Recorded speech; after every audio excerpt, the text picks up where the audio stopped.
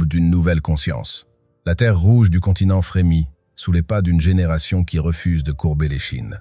Dans chaque village, dans chaque capitale, de Dakar à Nairobi, du Caire à Johannesburg, monte une question qui résonne comme un tambour de guerre et de renaissance. Que signifie véritablement être africain aujourd'hui? Cette interrogation n'est pas une quête d'identité perdue, mais l'affirmation puissante d'une conscience qui s'éveille, d'un peuple qui refuse désormais les définitions imposées par d'autres. Être africain aujourd'hui, c'est porter en soi la mémoire des ancêtres et le rêve des générations futures, c'est incarner simultanément la douleur d'hier et l'espérance de demain. Au cœur de cette révolution silencieuse mais irrésistible, des figures émergent, portées par la volonté populaire et nourries par l'urgence du changement.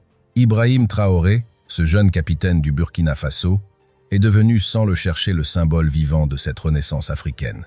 Son ascension n'est pas celle d'un homme assoiffé de pouvoir, mais celle d'une génération entière qui crie son refus de l'humiliation, de la dépendance et du mépris. Lorsqu'il parle, ce ne sont pas ses mots seuls qui résonnent, mais les aspirations de millions de jeunes Africains qui voient en lui le miroir de leurs propres combats, de leurs propres espérances. Sa trajectoire rappelle à l'Afrique qu'elle n'a pas besoin de permission pour exister dignement, qu'elle n'a pas à mendier le respect qu'elle mérite déjà. Mais avant de comprendre ce que signifie être africain aujourd'hui, il faut plonger dans les racines profondes de cette terre qui a vu naître l'humanité elle-même. Le Burkina Faso, ce pays des hommes intègres, porte dans son nom même la philosophie de la dignité. Thomas Sankara, ce géant politique assassiné trop tôt, avait gravé dans le marbre de l'histoire africaine une vérité fondamentale. Un peuple qui accepte de vivre à genoux ne mérite pas d'être appelé libre. Il avait osé défier les puissances qui considéraient l'Afrique comme leur jardin privé, leur réserve de matières premières et de main-d'œuvre docile. Il avait osé dire que la dette qui écrasait les pays africains était en réalité une dette inversée, que c'était l'Occident qui devait rembourser des siècles de pillage et d'exploitation. Cette flamme que Sankara avait allumée ne s'est jamais vraiment éteinte. Elle a couvé sous la cendre des années de néocolonialisme, de corruption encouragée par les anciennes puissances coloniales, de gouvernements fantoches qui signaient des contrats léonins au détriment de leur propre peuple. Mais aujourd'hui, cette flamme reprend vie avec une intensité nouvelle. Ibrahim Traoré et toute une génération de leaders panafricanistes incarnent cette résurrection d'une conscience politique africaine authentique. Ils ne sont pas parfaits, ils ne prétendent pas détenir toutes les réponses, mais ils osent poser les vraies questions, celles que les salons feutrés des capitales occidentales préféreraient ne jamais entendre. Être africain aujourd'hui, c'est d'abord comprendre que l'histoire qu'on nous a enseignée était une histoire tronquée, déformée, écrite par les vainqueurs pour justifier leurs crimes. C'est redécouvrir que l'Afrique n'était pas un continent barbare avant l'arrivée des colonisateurs, mais le berceau de civilisations brillantes, de royaumes puissants, de systèmes philosophiques et spirituels d'une profondeur stupéfiante. L'Empire du Mali, le Royaume du Congo, l'Empire d'Éthiopie, le Royaume du Bénin, tous ces États organisés prouvent que l'Afrique n'a jamais eu besoin qu'on lui apporte la lumière, car elle était déjà lumière. Si tu te reconnais dans ces mots, si ton cœur bat plus fort à l'idée d'une Afrique debout et fière, alors rejoins cette communauté grandissante de consciences éveillées. Abonne-toi à cette chaîne, car chaque abonné est un soldat de plus dans l'armée pacifique de la vérité et de la dignité africaine. Ensemble, nous écrivons une nouvelle page de notre histoire. L'idéologie qui anime Ibrahim Traoré et les forces vives de la jeunesse africaine n'est pas une idéologie importée ou plagiée. C'est un panafricanisme pragmatique, ancré dans les réalités concrètes du continent. Cette vision refuse les illusions et les slogans creux. Elle part d'un constat simple mais dévastateur. Après plus de 60 ans d'indépendance formelle, l'Afrique reste enchaînée par des mécanismes invisibles mais terriblement efficaces. Le franc CFA, cette monnaie coloniale qui survit en plein 20 et 1e siècle, force 14 pays africains à déposer 50% de leurs réserves dans les coffres du trésor français. Comment peut-on parler d'indépendance quand un ancien colonisateur contrôle encore votre souveraineté monétaire? Cette idéologie nouvelle dit non à la prédation déguisée en partenariat. Elle regarde en face les accords de défense qui transforment les armées africaines en auxiliaires des intérêts étrangers. Elle dénonce les bases militaires qui parsèment le continent, non pour protéger les populations africaines, mais pour garantir l'accès aux ressources stratégiques. Elle refuse l'aide au développement, qui développe surtout les consultants occidentaux et les ONG internationales, pendant que les populations locales restent dans la misère. Cette vision exige que l'Afrique reprenne le contrôle de ses richesses naturelles, qu'elle transforme sur place ses matières premières, au lieu de les exporter brutes pour ensuite acheter à prix d'or les produits finis. Mais cette idéologie n'est pas seulement économique ou politique, elle est profondément spirituelle et culturelle. Être africain aujourd'hui, c'est aussi renouer avec les valeurs de solidarité communautaire que la modernité individualiste a tenté de détruire. C'est redécouvrir le concept d'Ubuntu, cette philosophie bantoue qui affirme que je suis parce que nous sommes, que mon humanité est inextricablement liée à la tienne. C'est comprendre que le développement ne peut pas se mesurer uniquement en termes de croissance du PIB, mais doit inclure le bien, être holistique des populations, la préservation de l'environnement, la transmission des savoirs ancestraux aux nouvelles générations. Ibrahim Traoré incarne ce leadership d'un genre nouveau parce qu'il refuse les oripeaux du pouvoir traditionnel. Il ne cherche pas à s'enrichir personnellement ni à installer sa famille dans des positions de privilège. Il vit modestement, parle simplement, écoute attentivement. Cette sobriété déconcerte les observateurs habitués aux autocrates africains qui accumulent des fortunes colossales pendant que leur peuple meurt de faim. Elle inspire la jeunesse africaine qui voit enfin un leader qui lui ressemble, qui partage ses préoccupations, qui ne la méprise pas. Cette jeunesse qui représente plus de 60% de la population du continent, cette jeunesse éduquée mais sans emploi, connectée mais sans avenir, trouve dans cette nouvelle génération de leaders un espoir tangible. Le leadership authentique ne se proclame pas, il se démontre par l'action. Lorsque Ibrahim Traoré a pris la direction du Burkina Faso dans un contexte de crise sécuritaire profonde, beaucoup prédisaient son échec rapide. Mais il a fait ce que peu osaient. Il a remis en question la présence militaire française qui, après des années d'intervention, n'avait apporté ni paix ni stabilité, mais semblait plutôt aggraver les tensions. Il a demandé le départ des forces françaises et a choisi de diversifier les partenariats de son pays, refusant de rester prisonnier des anciennes tutelles coloniales. Ce courage n'est pas de l'imprudence, c'est l'affirmation d'une souveraineté qui ne se négocie pas. Être africain aujourd'hui, c'est précisément cela. Oser remettre en question les arrangements qui nous ont été imposés et qui ne servent pas nos intérêts. C'est refuser de considérer comme éternelles et immuables des structures qui datent d'une époque où l'Afrique n'avait pas voix au chapitre. C'est comprendre que la vraie sécurité ne viendra pas de bases militaires étrangères, mais d'une justice sociale qui donne à chaque citoyen une raison de défendre son pays, d'un développement économique qui offre des perspectives d'avenir à la jeunesse, d'une éducation de qualité qui forme des citoyens conscients et critiques. Cette voix du peuple qui s'exprime à travers des leaders comme Ibrahim Traoré n'est pas une voix unique et monolithique. Elle est diverse, multiple, parfois contradictoire. Elle vient des paysans qui travaillent la terre dans des conditions difficiles et qui réclament un accès équitable au marché. Elle vient des ouvriers des mines qui extraient l'or et les minerais rares, mais vivent dans la pauvreté pendant que les profits s'envolent vers des paradis fiscaux. Elle vient des femmes qui portent sur leurs épaules le poids du développement de leur communauté, mais restent exclues des instances de décision. Elle vient des jeunes diplômés qui ont étudié avec acharnement, mais ne trouvent pas d'emploi à la hauteur de leurs compétences. Elle vient des artistes et des intellectuels qui créent et pensent malgré le manque de soutien et de reconnaissance. N'attends pas qu'on te donne la permission de rêver grand pour l'Afrique. Commence dès maintenant à construire le continent dont nous avons besoin. Partage cette vidéo autour de toi, engage la conversation avec tes proches, lis sur l'histoire vraie de l'Afrique, soutiens les entreprises africaines, célèbre les créateurs africains. Chaque geste compte dans cette révolution des consciences. Mais le chemin vers cette Afrique souveraine et prospère est semé d'embûches redoutables. Les ennemis du progrès africain sont nombreux et puissants. Il y a d'abord les intérêts économiques colossaux qui se sont bâtis sur l'exploitation des ressources africaines. Ces multinationales qui extraient les richesses du continent ne renonceront pas volontairement à leurs profits astronomiques. Elles useront de tous les moyens à leur disposition pour maintenir le statu quo. Lobbying auprès des gouvernements occidentaux, corruption des élites locales, financement de groupes armés pour déstabiliser les régions riches en ressources, campagne médiatique pour diaboliser les leaders qui osent défier l'ordre établi. Il y a ensuite les anciennes puissances coloniales, qui considèrent encore l'Afrique comme leur précaré. La France en particulier, qui n'a jamais vraiment accepté la décolonisation, qui a assassiné ou renversé des dizaines de leaders africains progressistes depuis les indépendances, qui maintient son emprise à travers la France-Afrique, ce système mafieux d'allégeance et de corruption. Lorsqu'un leader africain ose vraiment défier cette mainmise, il devient immédiatement une cible.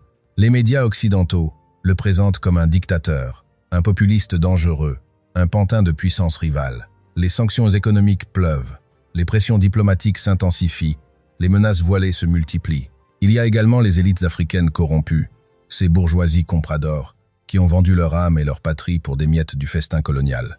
Ces présidents à vie qui ont transformé leur pays en propriété familiale, ces ministres qui détournent l'argent du développement pour acheter des villas en Europe, ces généraux qui préfèrent protéger les intérêts étrangers plutôt que leurs propres concitoyens. Ces traîtres de l'intérieur sont peu, être les ennemis les plus dangereux, car ils portent le masque de la légitimité et parlent le langage de la souveraineté, tout en pratiquant la soumission.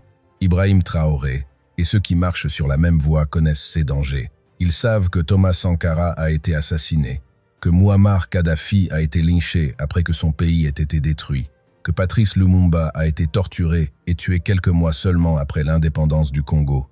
L'histoire africaine est jalonnée de martyrs qui ont osé rêver d'une Afrique libre et qui ont payé ce rêve de leur vie.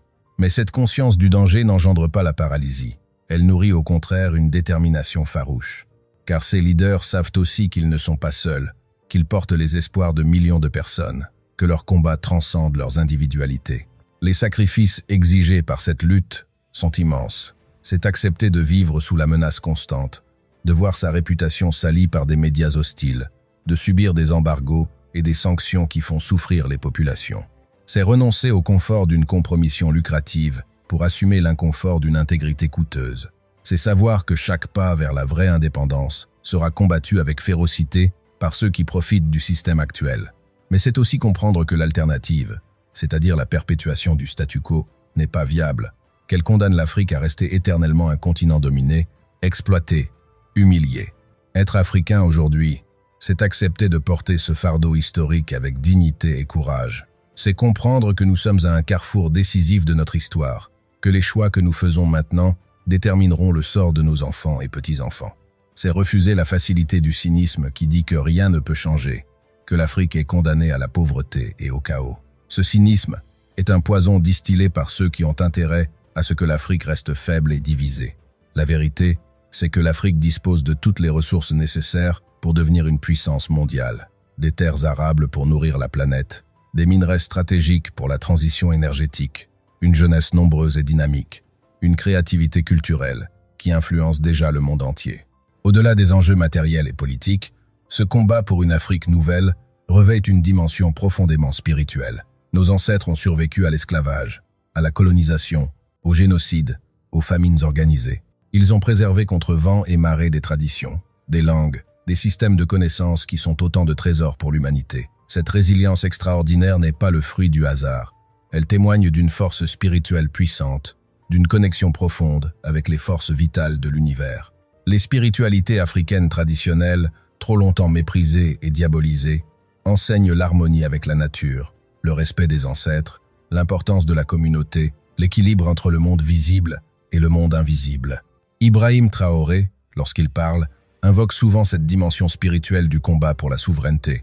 Il rappelle que les ancêtres ne nous jugeront pas sur nos richesses matérielles, mais sur notre capacité à transmettre aux générations futures une Afrique plus digne que celle que nous avons héritée. Il appelle les jeunes à puiser dans les ressources spirituelles du continent la force nécessaire pour tenir bon face aux tempêtes qui ne manqueront pas de se déchaîner. Cette dimension spirituelle n'est ni obscurantiste ni rétrograde. Elle est au contraire une source de sagesse qui peut guider l'Afrique vers un développement authentique, respectueux de l'environnement et de l'équilibre social. Le message à la jeunesse africaine est clair et urgent. Vous êtes l'Afrique de demain, mais vous devez commencer à construire cette Afrique dès aujourd'hui. Ne vous contentez pas de déplorer la situation, devenez des acteurs du changement. Si vous êtes entrepreneur, créez des entreprises qui résolvent les problèmes locaux avec des solutions locales. Si vous êtes artiste, créez des œuvres qui célèbrent la beauté et la complexité de l'expérience africaine. Si vous êtes scientifique, contribuez à l'avancement des connaissances en vous appuyant sur les savoirs endogènes. Si vous êtes enseignant, transmettez à vos élèves une histoire africaine qui les rendra fiers plutôt qu'une histoire coloniale qui les humiliera. Si vous êtes parent, élevez vos enfants dans la conscience de leurs valeurs et de leurs responsabilités envers le continent. Cette jeunesse africaine a des atouts formidables. Elle est la plus connectée de l'histoire africaine. Elle parle plusieurs langues. Elle navigue entre tradition et modernité avec une aisance remarquable. Elle n'a pas les complexes des générations précédentes qui ont intériorisé les discours de supériorité occidentale. Elle regarde le monde avec des yeux neufs et ose questionner les évidences. C'est cette jeunesse qui a lancé le mouvement France Dégage au Burkina Faso, qui a manifesté massivement pour exiger le départ des forces étrangères. C'est cette jeunesse qui anime les débats sur les réseaux sociaux, qui déconstruit la propagande qui diffuse une contre-information puissante. Mais cette jeunesse a aussi besoin de modèles, de figures inspirantes qui lui montrent que le combat en vaut la peine, que la victoire est possible. Ibrahim Traoré et les autres leaders panafricanistes de sa génération jouent ce rôle crucial. Ils prouvent qu'on peut être jeune et assumer des responsabilités historiques, qu'on peut rester fidèle à ses principes, tout en naviguant dans les eaux troubles de la géopolitique internationale, qu'on peut aimer son pays sans haïr les autres, qu'on peut critiquer l'Occident sans verser dans un anti-occidentalisme primaire. Être africain aujourd'hui, c'est aussi comprendre que notre combat n'est pas dirigé contre les peuples occidentaux, mais contre un système d'exploitation et de domination qui opprime aussi bien les Africains que les classes populaires occidentales. Les vrais ennemis sont les oligarchies financières qui pillent les ressources de tous les continents, les complexes militaro-industriels qui ont besoin de guerres permanentes pour prospérer, les multinationales qui détruisent l'environnement pour maximiser leurs profits. Le panafricanisme authentique est internationaliste. Il tisse des liens de solidarité avec tous les opprimés de la planète. Cette vision d'une fierté africaine retrouvée ne signifie pas un repli identitaire frileux. L'Afrique a toujours été un continent ouvert, un carrefour de civilisation, un espace d'échange et de métissage. Être fier d'être africain, ce n'est pas rejeter les apports extérieurs, c'est refuser que ces apports nous soient imposés comme supérieurs, qu'ils écrasent nos propres systèmes de valeurs et de connaissances. C'est exiger le droit de choisir, de trier, d'adapter selon nos propres besoins et aspirations. C'est affirmer que le développement de l'Afrique doit être pensé par les Africains eux-mêmes, qu'il doit correspondre à nos réalités et non à des modèles importés qui ont échoué ailleurs. Si ce message résonne en toi, si tu crois en cette vision d'une Afrique souveraine et prospère, alors active la cloche de notification pour ne manquer aucune de nos prochaines vidéos. Nous continuerons à explorer ces thèmes essentiels, à donner la parole à ceux qui construisent l'Afrique de demain, à déconstruire les mensonges qu'on nous sert sur le continent. L'héritage que nous devons transmettre aux générations futures n'est pas fait de bâtiments clinquants ou de statistiques de croissance économique. Il est fait de dignité reconquise, de souveraineté affirmée, de fierté restaurée. Il est fait de la capacité à regarder n'importe qui dans les yeux et à dire « Je suis africain et je n'ai honte de rien, je ne dois rien à personne, je ne m'excuserai pas d'exister et de réclamer ma juste place au soleil ». Cet héritage se construit jour après jour, dans chaque décision courageuse, dans chaque refus de la compromission, dans chaque acte de solidarité. Les défis qui se dressent devant l'Afrique sont colossaux. Le changement climatique frappe le continent avec une violence particulière, alors qu'il est le moins responsable des émissions de gaz à effet de serre. Les groupes terroristes sèment la mort et la désolation dans de nombreuses régions, souvent instrumentalisées par des puissances extérieures qui ont intérêt au chaos. La corruption ronge encore de nombreux États, détournant les ressources qui devraient servir au développement. Les inégalités sociales explosent, créant des tensions qui menacent la cohésion des sociétés. La fuite des cerveaux prive le continent de ses talents les plus prometteurs, attirés par les opportunités des pays développés. Mais face à ces défis, l'Afrique n'est pas démunie. Elle possède une capacité d'innovation et d'adaptation remarquable, forgée par des siècles de survie dans des conditions hostiles. Elle a développé des solutions originales à ces problèmes, du mobile banking, qui a révolutionné l'inclusion financière, aux techniques agricoles, adaptées aux conditions locales. Elle dispose d'une créativité culturelle explosive qui influence la mode, la musique, le cinéma, la littérature mondiale. Elle peut compter sur une diaspora nombreuse et talentueuse qui, si elle était mobilisée intelligemment, pourrait devenir un levier formidable de développement. Le temps du complexe d'infériorité est révolu, le temps de l'excuse permanente aussi. Oui, l'Afrique a subi des crimes historiques d'une ampleur inimaginable. Oui, elle continue à subir des injustices criantes dans l'ordre international actuel. Mais ce constat ne peut pas devenir un alibi pour l'inaction ou l'irresponsabilité. Être africain aujourd'hui, c'est assumer pleinement notre part de responsabilité dans la construction de notre avenir. C'est cesser d'attendre le salut de l'extérieur, c'est comprendre que personne ne viendra nous sauver si nous ne nous sauvons pas nous-mêmes. Ibrahim Traoré le dit avec force. Les Africains doivent apprendre à compter d'abord sur eux-mêmes. Cela ne signifie pas un isolationnisme absurde, mais un changement de paradigme dans les relations internationales. L'Afrique doit négocier en position de force, pas en position de faiblesse. Elle doit valoriser ses atouts immenses, au lieu de mendier l'aide internationale. Elle doit exiger des partenariats gagnant-gagnant, au lieu d'accepter des accords léonins. Elle doit investir massivement dans l'éducation et la formation de sa jeunesse, au lieu de laisser ses élites se former exclusivement à l'étranger, où elles absorbent souvent des valeurs incompatibles avec le développement du continent. Cette révolution des mentalités est peu, être la plus difficile de toutes, car elle exige de déconstruire des décennies de conditionnement mental, de lavage de cerveau qui nous a fait croire que tout ce qui vient de l'extérieur est forcément supérieur à ce qui est produit localement. Elle exige de retrouver confiance en nos capacités, en notre intelligence, en notre potentiel. Elle exige de célébrer nos réussites au lieu de les minimiser, de reconnaître nos génies au lieu de les ignorer, de soutenir nos initiatives au lieu de les dénigrer systématiquement. Regardons les faits avec lucidité. L'Afrique produit une part importante du cacao mondial, mais ne contrôle presque rien de l'industrie du chocolat. Elle extrait des quantités colossales de minerais rares, essentiels à la fabrication des smartphones et des ordinateurs, mais n'a presque aucune usine d'assemblage électronique.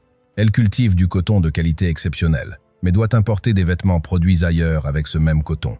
Cette situation absurde ne peut continuer. L'industrialisation de l'Afrique n'est pas un luxe, c'est une nécessité vitale. C'est la seule voie vers la création d'emplois massifs, vers l'augmentation du niveau de vie, vers la réduction de la dépendance extérieure. Les exemples de réussite existent déjà et doivent être multipliés. Le Rwanda a réussi sa transformation numérique en quelques années. L'Éthiopie construit son industrie manufacturière. Le Maroc développe ses énergies renouvelables. Le Ghana investit dans l'éducation de qualité. Le Botswana a utilisé intelligemment ses diamants pour développer son pays. Ces succès prouvent que l'Afrique peut réussir quand elle en a la volonté politique et quand elle échappe aux griffes de la prédation néocoloniale. Ils doivent servir d'inspiration et de modèle à adapter selon les contextes nationaux. La bataille décisive se joue maintenant, dans cette décennie cruciale.